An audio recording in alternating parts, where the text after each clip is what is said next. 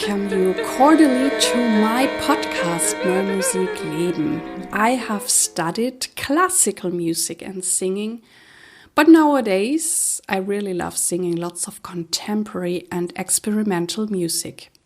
If you would like to know more about me, please look at my website www.irenekurka.de.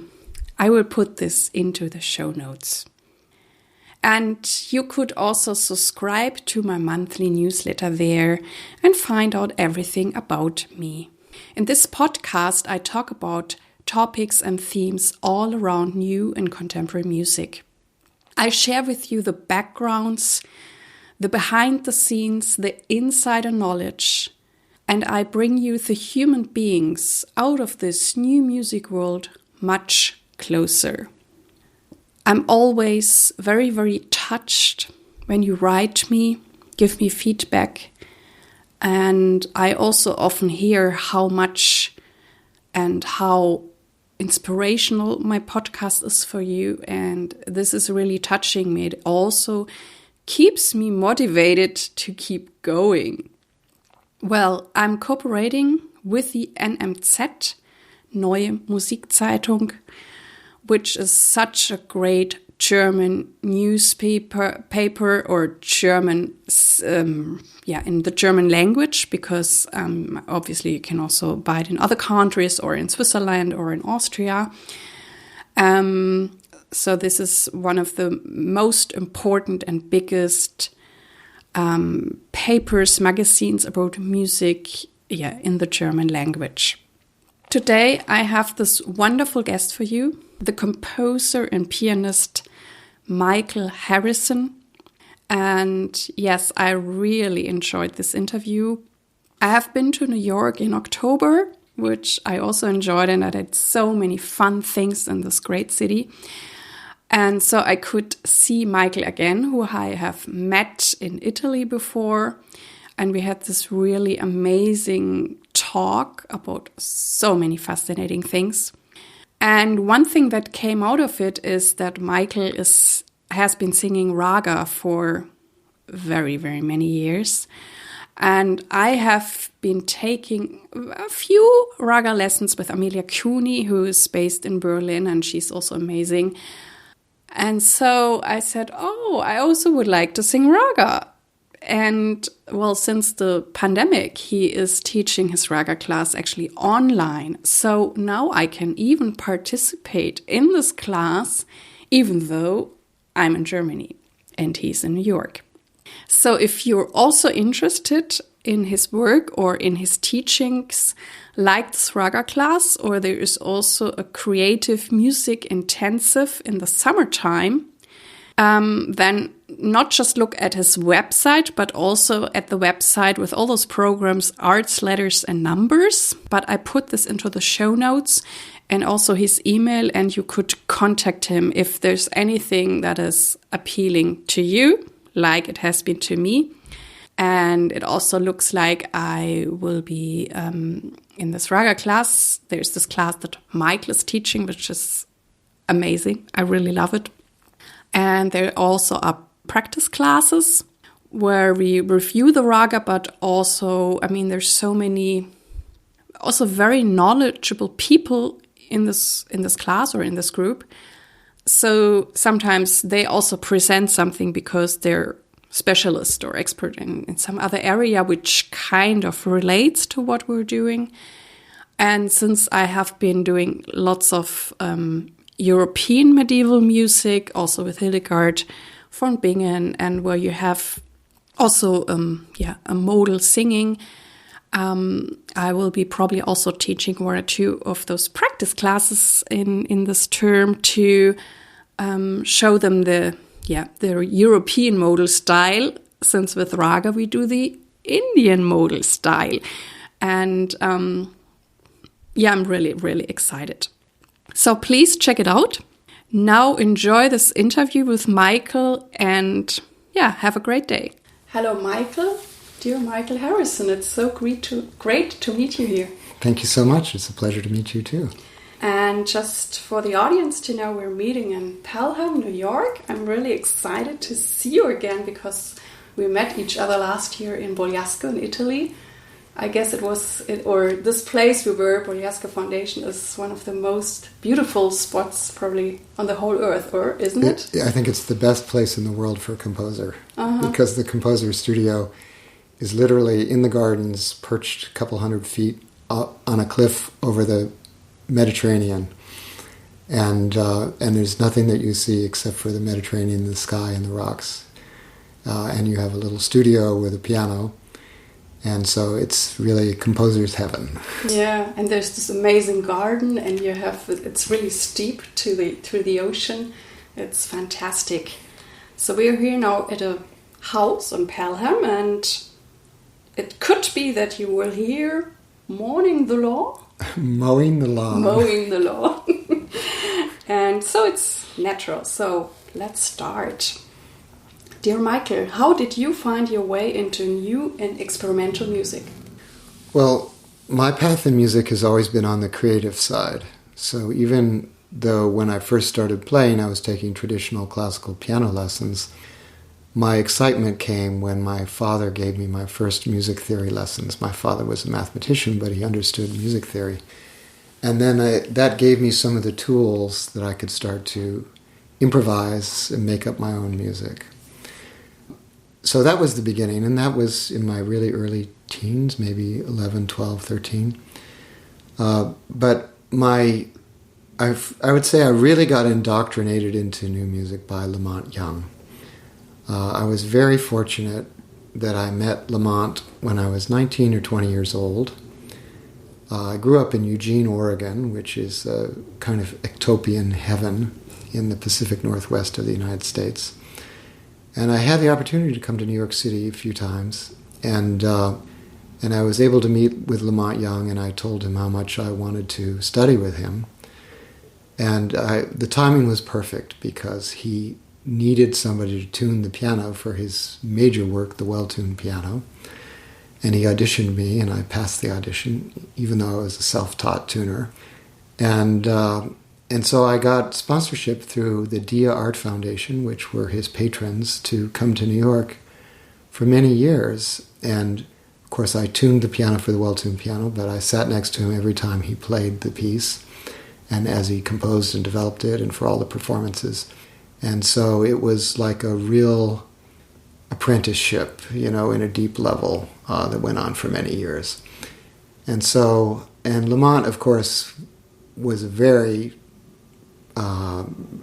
highly developed, mature artist who had relationships with John Cage and Yoko Ono and many, many important figures in music and culture and art too, Walter de Maria, and his wife, Marian Zazila, and his guru, who became my Indian music guru, Pandit Pranav, and of course Terry Riley, who was his best friend since high school or since the early years of college.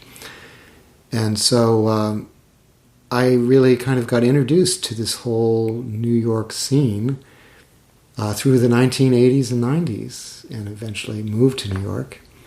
So that was my, let's say, indoctrination into new music.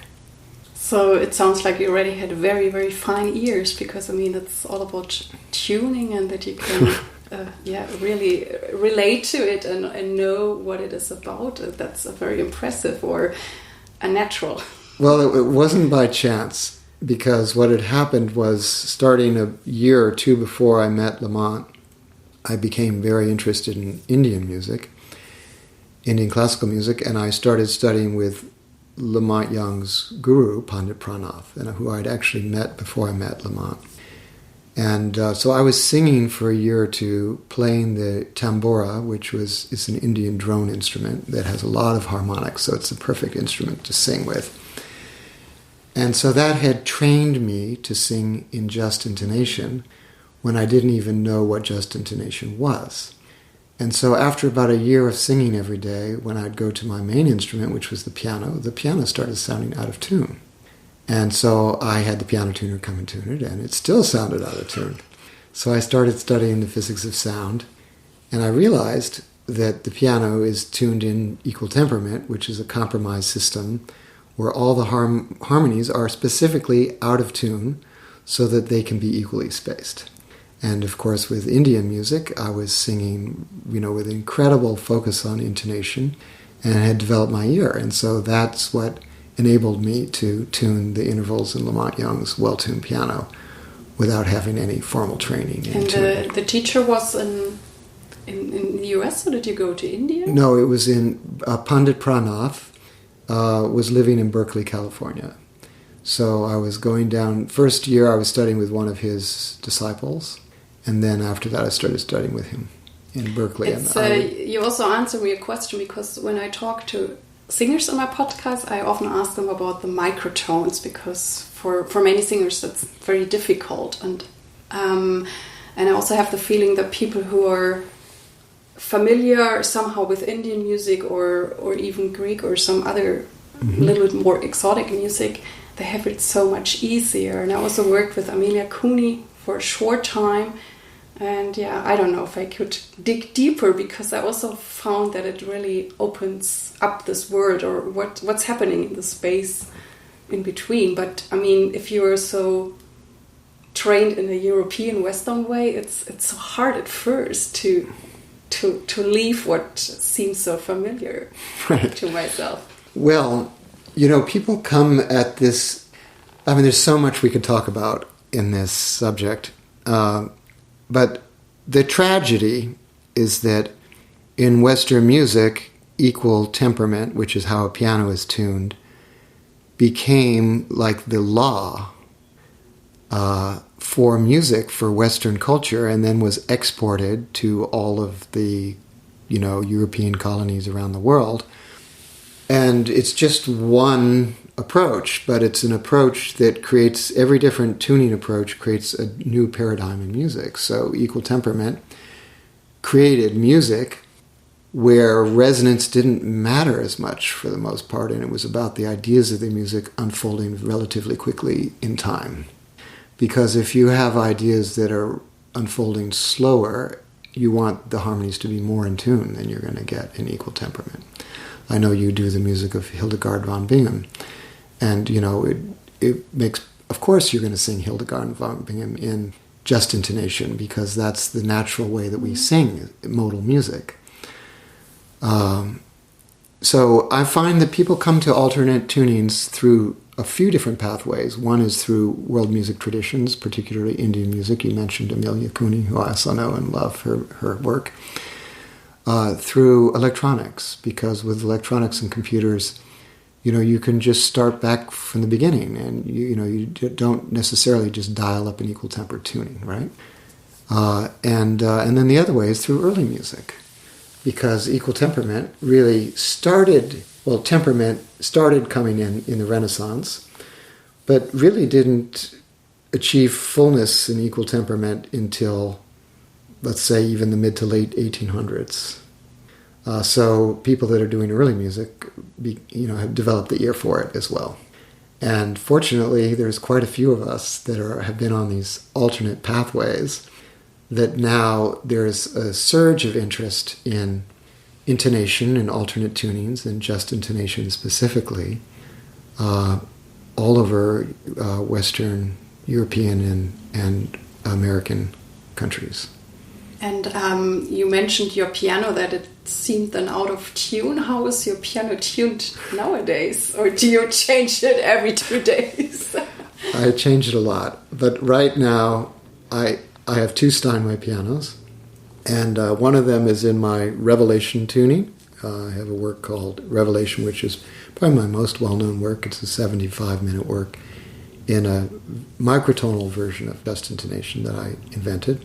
And then I have the other one in my ragas tuning, which I designed to play ragas in the correct tuning on the piano.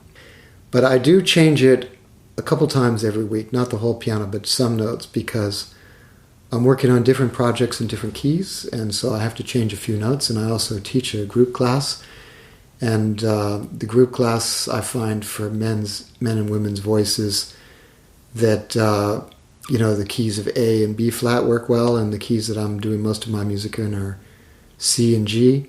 And so I have to always be changing a few notes in the tuning to accommodate the different things that I'm doing. But I've gotten to the point where I can do it relatively quickly. And when you work with performers or you record your music, what do you appreciate most in performers? Well, I've had the blessing to have worked with many great performers. And everyone comes with their different skill sets. So, for example, one of my best collaborations is with the vocal group Roomful of Teeth. And they're just one of the most amazing vocal groups in the world. Not only because of their musicianship. You know, when they auditioned for the position, one of the things they did is sight read Bartók string quartets. So they have an incredible level of musicianship to pass an audition like that.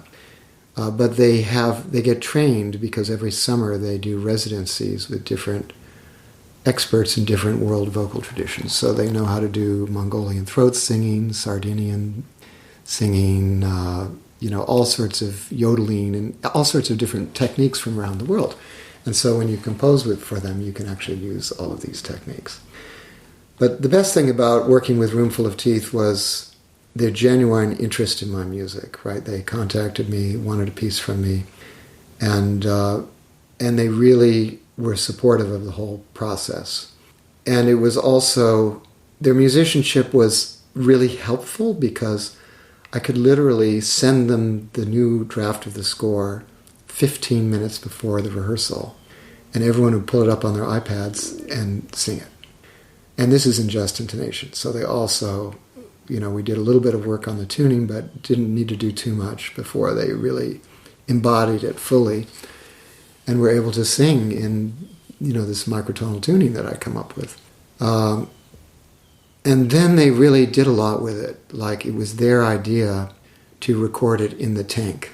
The tank is Tank Center for the Sonic Arts in Rangeley, Colorado, is a 80-foot tall ancient water tank, ancient by American standards, not by European standards, with a 40-second reverb that was saved and turned into a performance and recording venue. So it was the director of Roomful of Teeth that had the idea to record it in the tank. So they came up with some funding, and we all went out and spent a week in the middle of nowhere in Colorado and recorded my piece, and they gave a performance and recorded some other music as well. So that's one example, but everyone does something different. Like, I know you've also worked with my collaborator, Christina Vansu, and Christina and her partner, John also Bennett, bring a whole nother set of skills to the table, right? So they don't usually work with written music like Roomful of Teeth, but they're incredibly intuitive in their process of developing and recording and performing music. And I specifically wanted to work with Christina for these reasons, because Christina, it really was enticing to me to hear how she goes into a recording studio with musicians and basically listens to what they're doing and gives a few instructions, and then out come these beautiful recordings. And I wanted to explore recording improvisational music in the studio with Christina. And so the three of us teamed up and recorded an album in Berlin that I'm very, very happy with. And it's a completely different type of collaboration than something like with Roomful of Teeth or the chamber orchestra Alarm Will Sound, who I've also worked with. I'll say a little bit about my current collaboration, which is an ensemble of 5 musicians. Ina Philip, who is a vocalist from Brazil who studied with the Gundecha brothers in India for 7 years. So she's doing multi-track vocals with the Indian ragas. And so we come up with frameworks and then lay down one vocal line, and then she does all these incredible vocal harmonies in the studio, and she's really expert at that. And there's really no one else I've heard in the world is doing that exactly, that is creating these kind of harmonies in just intonation with the Indian ragas. And Elliot Cole, who is a composer, producer, multi-instrumentalist, vocalist, is also working with me intimately on the project. And Ina's husband, Benoit Roland, who's a French electroacoustic composer, and he does sampling of the works that we're doing and then comes up with these amazing sound collages that become part of the fabric. And then we're working with 3 or 4 different tabla players, depending on which location we're developing our next stage of the project. So we're involved in really composing and creating the music together. So a lot of it comes from ideas that I establish, but then when we get together at a residency or in a recording studio, all these new ideas come, and we develop the music very spontaneously. And we've recorded 9 hours of music together already, just in the last year, which is part of an art installation in the Turchin Center for the Visual Arts. It's called Passage, and it's up through December of 2023 in 6-channel audio. And all of the music is based on Indian ragas, and all the music is in just intonation and includes the just intonation piano. And one of the things that really interests me, I'm kind of diverging on your question, but I think I'm answering your question at the same time. One of the things that really interests me is the intersection of Indian classical music with Western music. Because Indian classical music has so much to offer that Western music doesn't. For example, the raga system or raga science is the most comprehensive form of melody or system of melody in the world. We have, a dozen different modes and scales that we work with in Western music, and in Indian music there are literally hundreds of ragas, including ragas that may use the same scale set but have a different set of melodic pathways within the same scale, so they sound completely different. Of course, it's all in just intonation, which is really attractive to me to have an ancient system of music to work with and develop. And the rhythmic system is also very complex and fascinating and satisfying. I love the intersection of composition and improvisation, where there are set compositions, but then, as in jazz, the performer develops an expertise in improvising along the set melodies. But what Indian music doesn't have is, I can't say harmony, because of course it has harmony, but it doesn't have harmony in the sense of how we use that word in Western music, which is harmonic changes or chord changes. Most of the harmony in Indian music is either a melodic note against a drone, which is creating a dyad, right? Or melodic outlines of harmonies. And there's some very complex harmonies that happen through the melodic outlines of the ragas, including bitonal relationships, where the melody emphasizes a certain chord which may be very different than the chord produced by the drone. And I find that quite fascinating because this concept of bitonality in the West has been around for about 100 years. But in Indian music, it's been deeply embedded in the music for at least 700 or 800 years. So I'm interested in these hybrid relationships where I'm bringing harmony and chord changes to the ragas, but not in a way that's done in like Bollywood music, where you just like sing an Indian melody and put chord changes to, where I'm actually taking the authentic shapes of the ragas and harmonizing them in dyads or triads. And with the multi-track vocals that Ina's doing, for example. Also, some polyphony, like having ostinato in the piano that creates polyphony with the melodic structures that are happening with the right hand in the piano or with the vocals. Also with production techniques, with computers and electroacoustics and all the sounds that we can create now with modern technology. What I also found now very interesting, that you told me that you're singing the ragas for quite some years and you are composing for the human voice, which not all composers do. And since I'm a singer myself, I always curious how it is for you writing for voice, or is it easy because you sing yourself? Or, because some composers almost also tell me, oh, it's so difficult because it's so emotional and there's so many cliches about it. And I'm always sad when composers are so, hesitating towards writing for a voice, because as a singer, I love pieces. And so how is it for you, writing for the human voice? Oh, it's so great to write for the voice. And it comes very natural to me because I've been singing Indian ragas for 45 years. And it's a daily practice for me, so I sing 1 or 2 hours every day. And so my whole approach to music tends to be through the voice. Even when I play the piano or I'm composing at the computer, I'm thinking about the melodic line. And I'm trying to express it as almost like you would through the voice. So to work with the human voice is a luxury. Also, I view voice as the most living sound. And no sound is as flexible and as living as the human voice. It's just amazing to have the chance to work with singers like Ina Philip or Roomful of Teeth.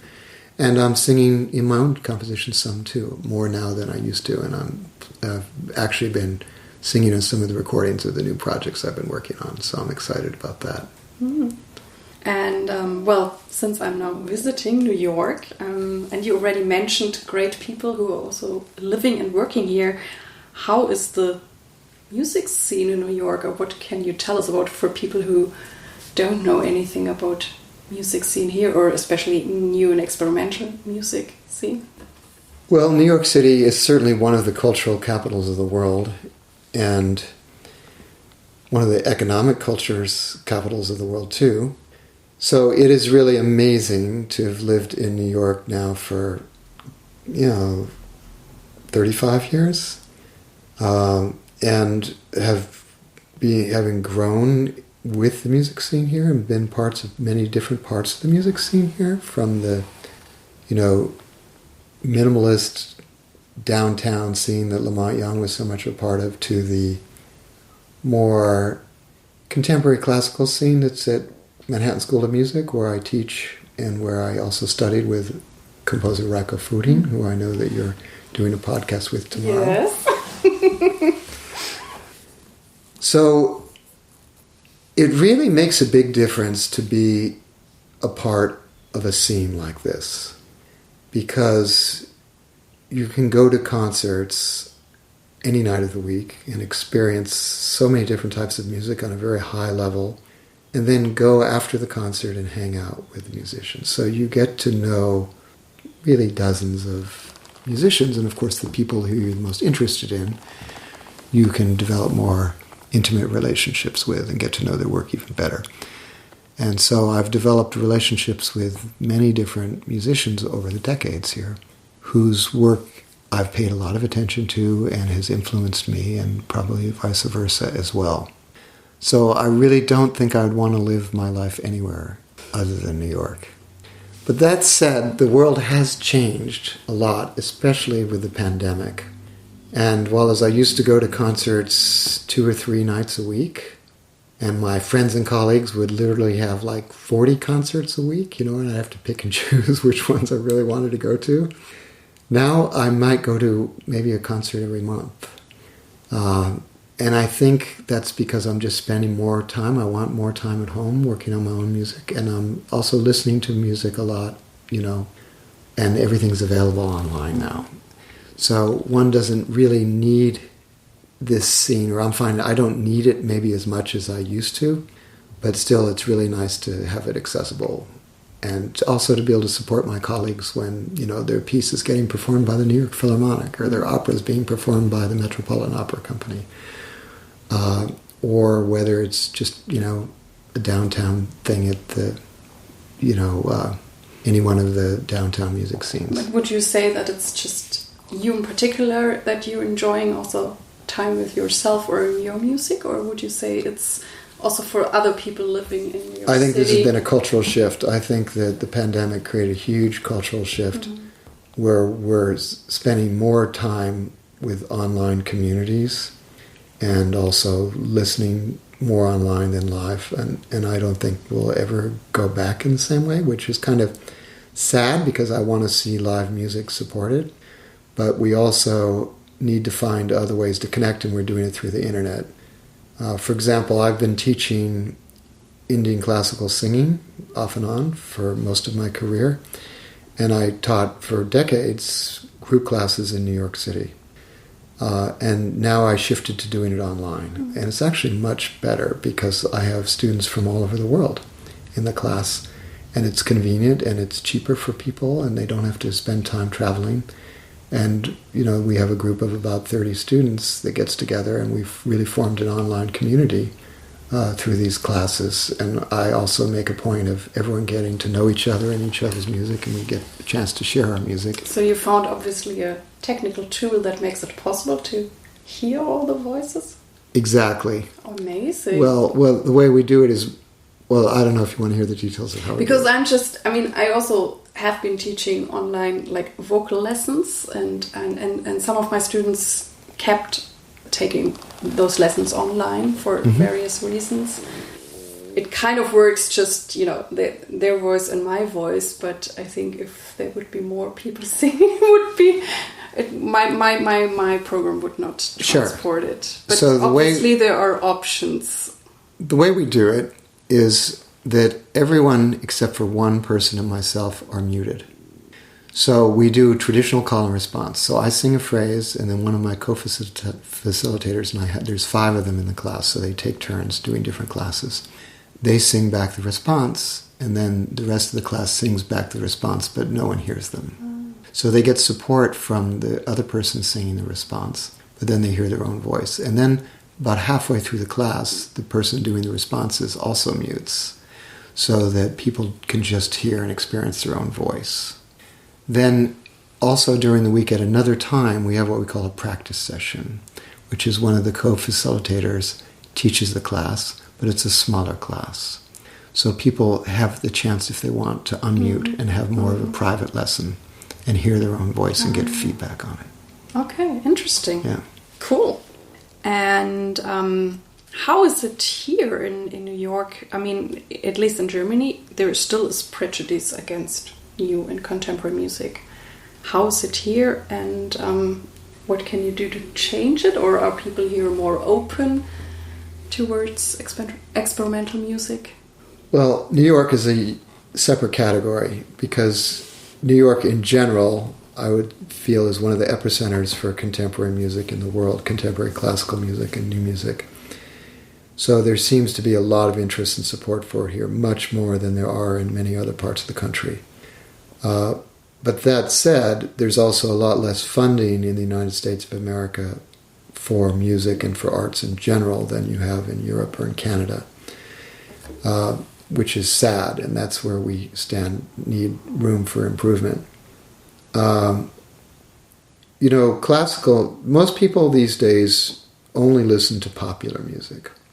And it's always a little bit of a surprise to me because I know that about the general public, but I also do a lot of residencies like we met at Bogliasco Foundation in Italy, where there are artists from different parts of the world and different disciplines, so visual artists, choreographers, painters, writers, etc.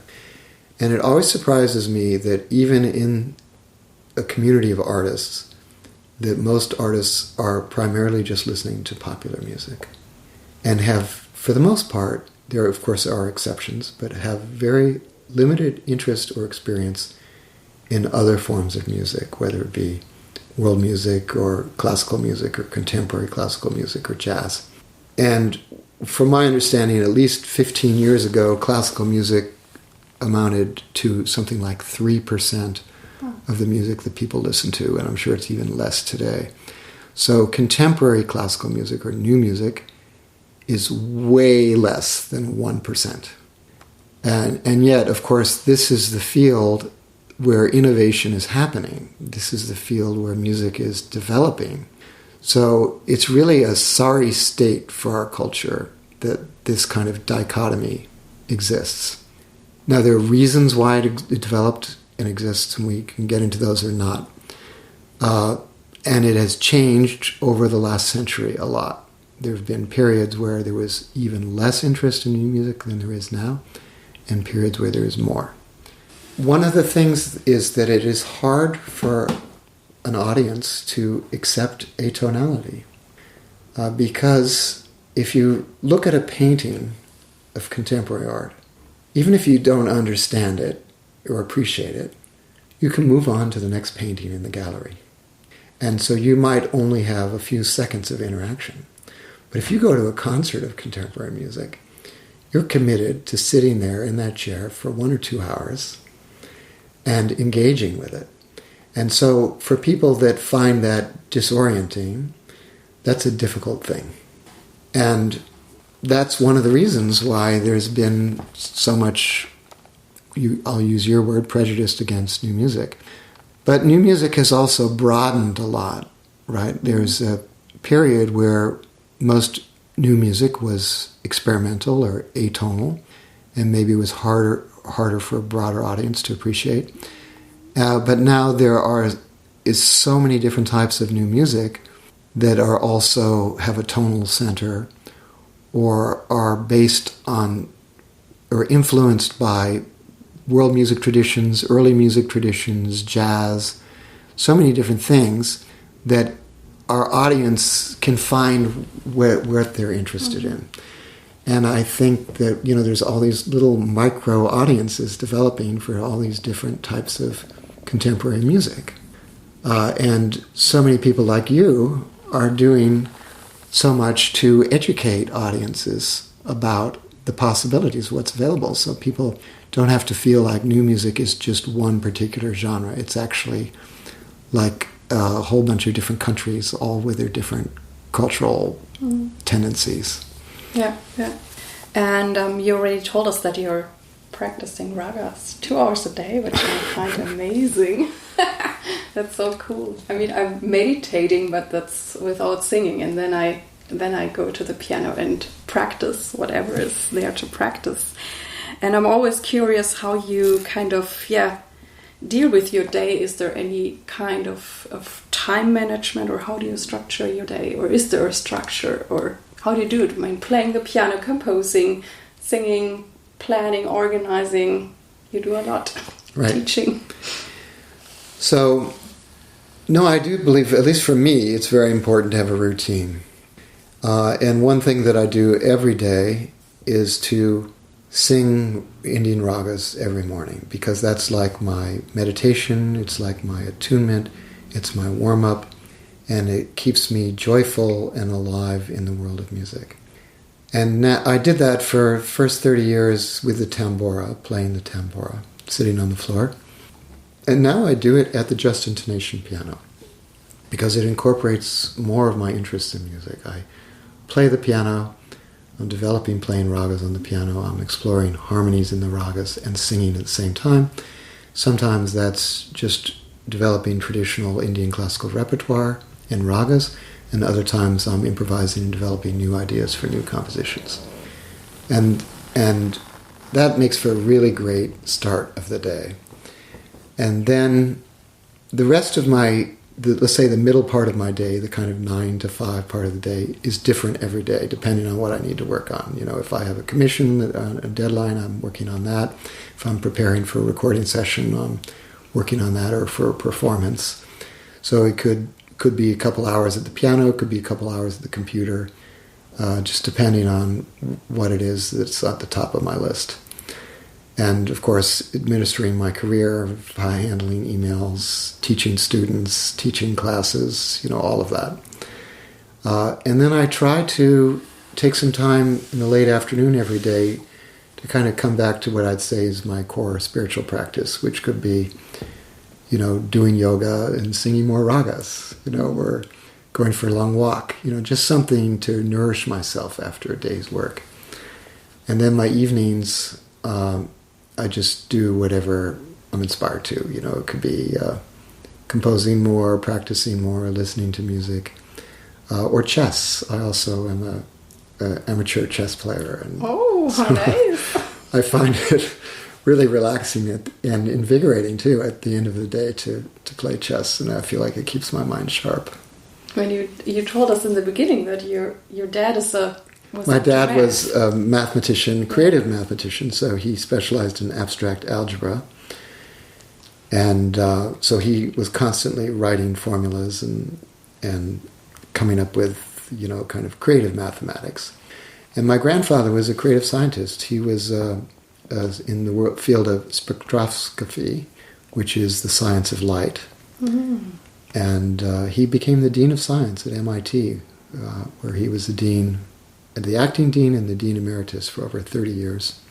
So I have this kind of math science background, which, of course, infiltrates through my music, primarily through my interest in tuning and just intonation. But really, there's a beautiful quote by, I forget who it's by, but he was a German polymath from the Renaissance or the Baroque period, contemporary Bach, actually, that music is the arithmetic of the soul, unaware of its own act of counting. That's nice, yeah. And every aspect of music is a form of mathematics, right? Yeah. Because a melody is different tones in a scale, different numbers in a scale, but actually the frequencies of the melody form different whole number proportions. Mm-hmm. And rhythm, of course, is dividing everything in time in a sequence of mathematical equations. And harmony, then it becomes even more complex, with different frequencies happening spontaneously or simultaneously. And then we have form and structure. And, composers like Bartók and Debussy and Bach all used the golden ratio in their form and structures of their works.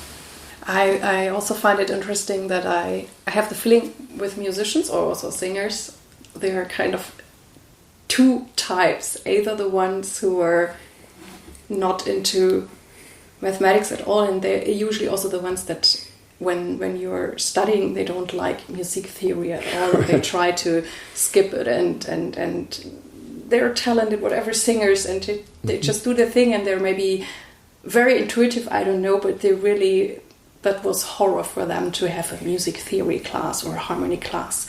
And then there's this other type of musician who's really good at math, and music theory also is easy. And in Germany, when you do the final degree of the high school, which is called Abitur, there is a system where you can also pick subjects.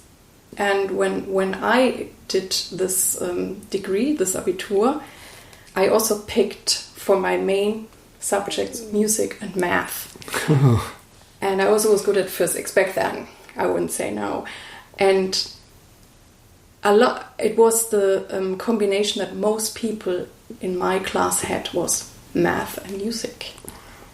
And for me, music theory in a way also was always kind of easy. I also had Latin, which is very logical. And so I'm not sure if I would deal with it all day long, because then I'd rather sing. And that was also when I had to make the decision what to study. Then I said, no, I want to do music, because I cannot imagine doing 8 hours a day math.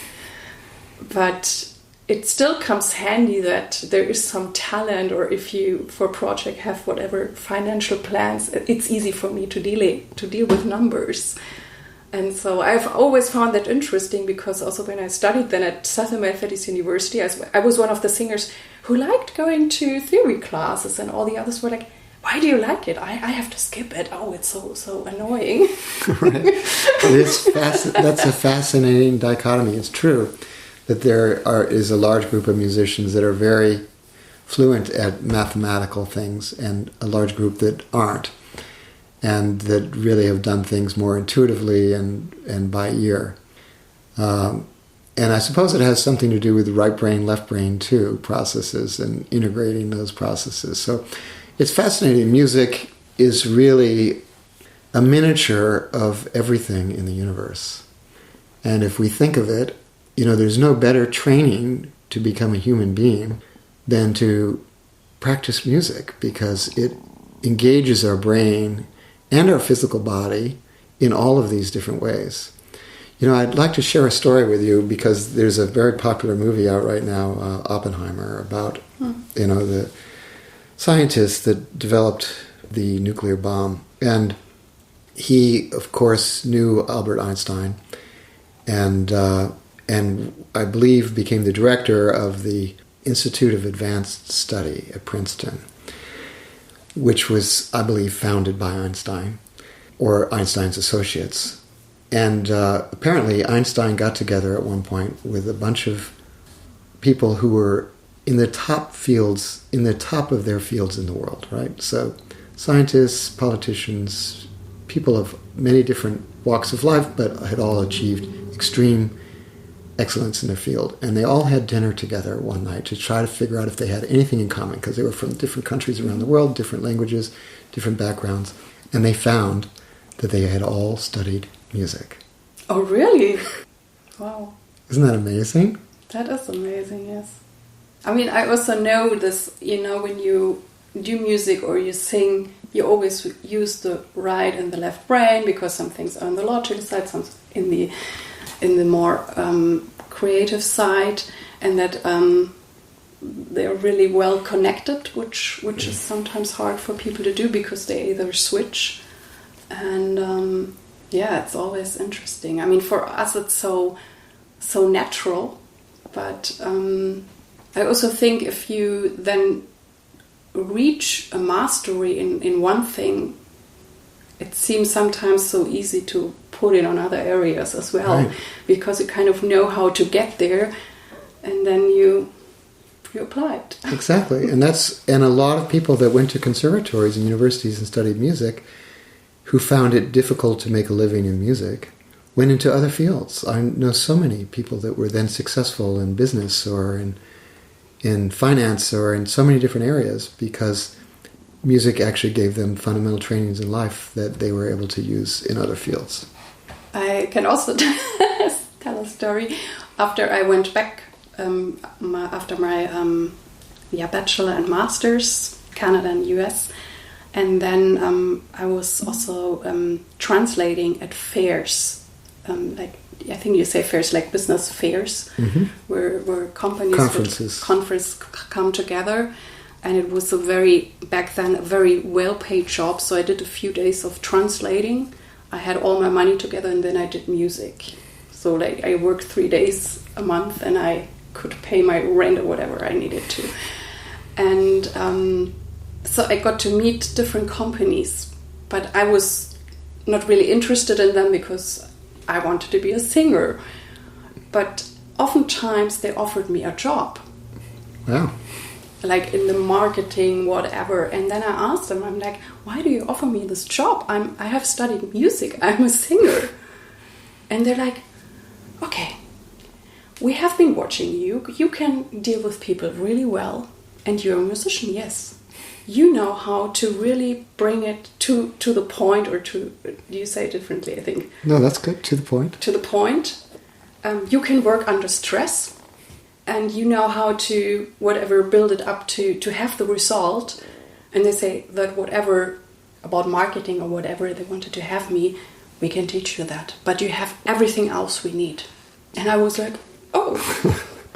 And it kind of, back then it gave me relief, because I always thought, okay, if I won't make it, I would probably be able to find a job. But I always declined, because I'm like, no, I want to sing. So. Oh, that's such a fabulous story. I'm so happy to hear that. And I was also so relaxed, because I was often talking to the CEOs, but since I didn't care, I was not even humble or something. I was really asking straight out. I'm like, why did you even get this idea? Because you're so relaxed. Because you're not trying to sell yourself. Yeah. So they told me. I'm like, oh, interesting. So yeah, there's obviously big value in studying music. And I mean, we love music. I mean, for us, it's such a big part in life, and I could not even live without music. But I'm so happy to hear you say that. And I think that's very important for musicians and teachers to be aware of, to tell their students. Because, a lot of people don't go into music because they're discouraged, because they won't be able to make a living. And this is a nice antidote to that musicians can be encouraged, people can be encouraged to study music, because it develops skills that they can also use in other vocations in life. The other side of this that's, I think, worth mentioning is how important it is for people who have other vocations than music to do music as amateurs. Because, and I find probably most of the musicians in the world are, quote, amateur musicians, right? People that don't make their living doing it, but love music more than anything else. And they work another job, and they do music with their free time. And I think that is such an incredible thing, and I encourage people to do that all the time, because they can have a different approach to music than we can sometimes as professionals. Because as a professional musician, our livelihood is at stake, right? So it's very easy to develop this kind of love-hate relationship with your work, because you also have to do it as a career. But if you're doing it purely as an amateur, you don't have that. And you can explore the type of music that you're the most interested in, which of course we as professional musicians ought to be doing anyway, right? And you can really develop an art without having the pressure of having to do it as a performer or to make your living doing it.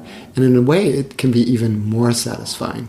So I just want to encourage all of your listeners out there that practice music, that don't do it as a profession, to really continue to do that and dive in even deeper.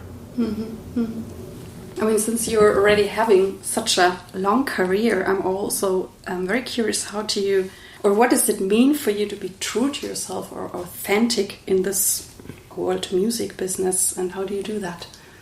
Right. That is a challenge, because there is always the temptation to, quote, sell out, right? To find a way to do something that will be more popular, more successful, or to make more money. But in the end, that may be satisfying to some people, but to me, whenever I've gone down that path, I've found that it wasn't satisfying. And so the fundamental purpose of my music is for it to be my own spiritual path, to do music to bring happiness and joy into my life, to bring deeper sense of peace and understanding. And it does that, because every day I'm singing ragas, and I'm going deep inside the sound where it's like a meditation for me, right? So my musical path is my spiritual path, is my life path. And that kind of integration has been very satisfying. It has led to a very satisfying life for me. So I'm very happy with that. Did I answer your question? Yes, you did. And I'm sure since you bring it together, that you write out of your whatever heart and soul, and you be happy, then I believe that it's also nice for the listeners. I mean, even if that's not your intent, but then there's a lot of power in the music. Exactly. I feel that when I'm doing the music that I'm the most interested in, that it has much more likelihood to become some of my best music than when I'm doing music for someone other than myself. And I trust in the process that if I'm engaged with the music and I find it engaging, there's going to be some other segment of humanity that's going to resonate with the same thing that I'm resonating with. And that's proved to be true. And so I always also, besides encouraging myself on that path, I encourage my students or anyone that I'm mentoring to try to find whatever it is that they're the most interested in life and music or art, and pursue that. Another way to look at this is when you go into your studio to create your art, do you focus on doing something to show something, to show a technique, or to discover something, to find something? And I think the second approach in the end is much more fulfilling, because we're engaging with our work. It's a dialogue, right? It's not just doing it to show, and that's part of the problem with the whole jury system in education today, is that you're encouraged to present something in front of a jury that's going to serve you well. But that can be damaging to the dialogue that we need to develop with our own work, where we're listening to our work, where we're seeing what it has to tell us, and taking the cues from the work and continuing to develop in that way. And that's what creates a much more interesting life as an artist, and in the end, I believe, creates more interesting art. Mm-hmm. And what does then success mean for you? Well, for me, success is that I'm living a happy and joyful life in music. That is so much more meaningful than if I'm getting a lot of performances and a lot of commissions. Of course, I need to make a livelihood in it too, and that's sometimes the challenge. But if I stay focused on doing the music that I'm the most interested in, and I trust in the process, then usually I have some level of material success that follows as well. And is there anything that drives you forward? Or what is your motivation or vision or whatever? Well, I'm working on a very big project right now. Mm-hmm. It's a lifelong project that I've spent my whole life preparing to do. And I can't talk about it in detail, but it will start coming out as a series of albums gradually over the next 10 years. And it's based on Indian ragas and how they correspond to the different times of day. And what I love about it is that it's incorporating all the different things that I'm interested in. Just intonation, composition, improvisation, working with an ensemble, working with many different collaborators, Indian classical music combined with Western music. And so it's a big, ambitious project, and I'm already well underway. Your listeners having the opportunity to hear the recordings and to hear the compositions and improvisations that develop through this project. Amazing, amazing. Yeah, I really enjoyed talking to you here in Pelham. And we arrived at the last question, and I would like to know from you, which tip would you like to give young artists? Well, the key word in your question is young. Because young means that you're in the beginning stages of hopefully what will be a long life. And what can be more exciting than having a whole life in front of you, if your life is one of questioning and seeking. And so I would encourage any young artist to really pay a lot of attention to what they're the most interested in, because your life will be much more fulfilling and your work much more inspired if you're following your instincts about your interests. And I also would encourage people on the creative path, because one of the dichotomies, in particular in our culture, is that in the world of Western music, most musicians actually aren't creators in the normal sense of the word, that they're reproducing somebody else's music through notation, which I think, and you could talk a lot more about this than I could, has maybe a limiting amount of satisfaction, when I believe there could be so much more satisfaction when you as the performer are also the creator. In Indian classical music, there's no separation, right? The performer is the creator. And in jazz, the same thing. So we just have this dichotomy in Western classical music. And I think we're starting to bridge it much more, like the New School here in New York has a new program that they've opened up where you can get a master's degree as a composer-performer. Mm-hmm. And it's not genre specific. It can be in any genre of music, whether it's pop music, jazz, or classical, or world music, or electronics. And it's so interesting that they've came up with this idea, and it's attracting a lot of people. And as a culture, we need to do the same thing, right? We need to revamp our education programs to encourage performers to find their own voice as a creative artist, not just through interpretation of somebody else's music. And so my message to your young artists is, whatever field you're in, to find your own creative instincts and pursue them with all your heart. Thank you very much, Michael Harrison, and it was so great talking to you today. Thank you, Irene. It's been a real pleasure to spend this time with you in Pelham, New York. This was the interview from today. I hope that it inspired you.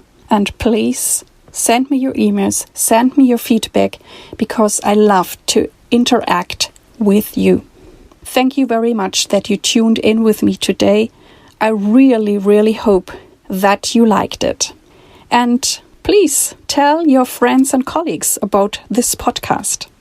I thank you very much. I wish you all the best. Live your music, live your life, and see you next time. Yours, Irene.